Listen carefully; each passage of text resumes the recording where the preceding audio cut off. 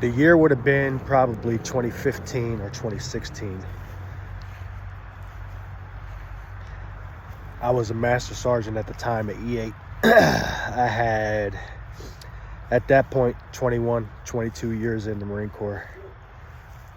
And a peer of mine, a first sergeant, came into my office and we were talking. I don't remember the conversation, but I do remember her saying to me that I was going to have a hard time adjusting or letting go when I retired from the Marine Corps. And I remember my reaction was very, I don't know if the term would be defensive, but I think I reacted with ego and hubris because my response was, shit, I can give this shit up tomorrow. I don't give a fuck. Like, I could just let it go and move on to something else. And at the time, I think that I was convinced that I was correct. Or I believed my words. But I also probably deep down inside was just projecting my fear of leaving the Marine Corps. And I didn't know that then, but I think I recognize it now in retirement. And so I don't know if anybody's going to see this or if they can relate, but I am just over 2 years post-retirement. I served for 28 years and 11 months. I joined when I was 17. So my entire life, my whole adult life was as a member of an organization, the Marine Corps. I was a Marine. I was a Marine every single day from the time I was 18 years old, basically to present, today. I'm 48, I'll be 49 next month. I was a Marine. And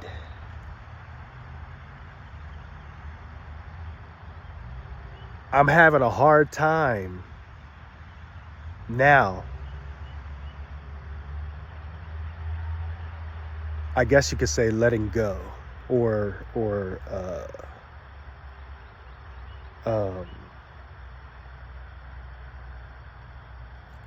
like coming to an understanding that it's fucking over. That you're no longer putting on a uniform and being something. Now you're just you. And after I retired,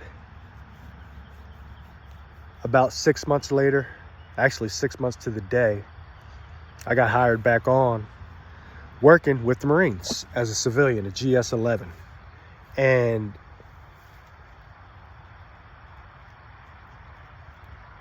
I entered that position in my mind thinking that I'm no longer a Marine. Now I'm just supporting the Marines. And my time is over. In my mind, that's how I was going to execute. But really what I was, for the 15 months that I worked with the government, was a fucking master gunnery sergeant in civilian attire. I couldn't let it go.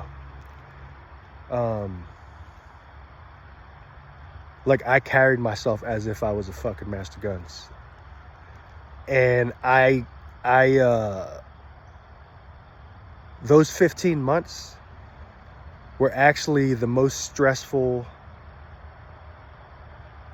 months of my whole fucking career. And it wasn't the job. The job was so fucking easy, it's not even funny.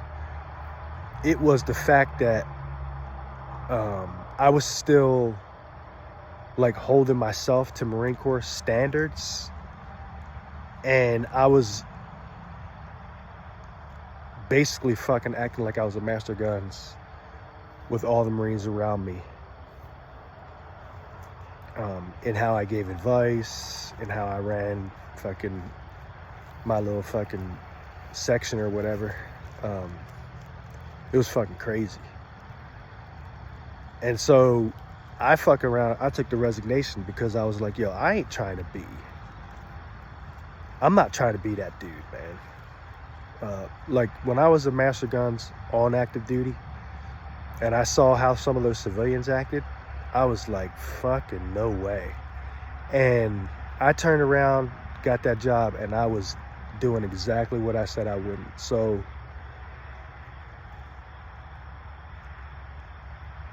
what did I do? I said, fuck it, I'm resigning. And I fucking tossed it.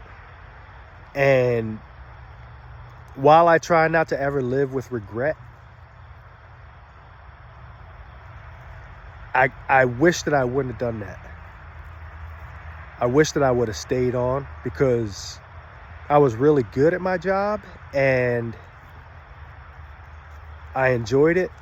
I wish that I could have fucking like grabbed myself and said, dude, you're Hector. That's it. You're not fucking Master Guns. Take all these fucking pictures and shit out of your office. Put some fucking pictures of your family up and that's it. Let it fucking go. And I couldn't. As long as I was in the environment, I couldn't let it go. So I made the decision to resign. And it's been 4 months now since I left. And every day I get a little bit further away from it. I get a little bit further away from it.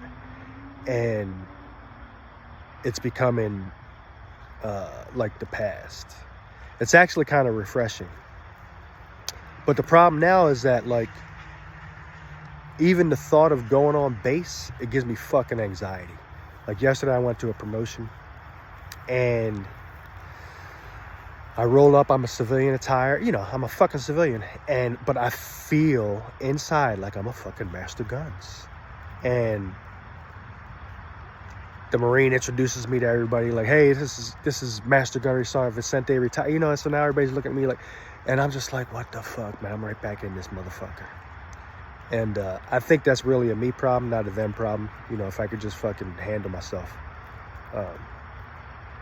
But the point of this long-ass, fucking boring-ass video that nobody's listening to because I removed all my fucking social media and now I'm just going to throw this on YouTube is that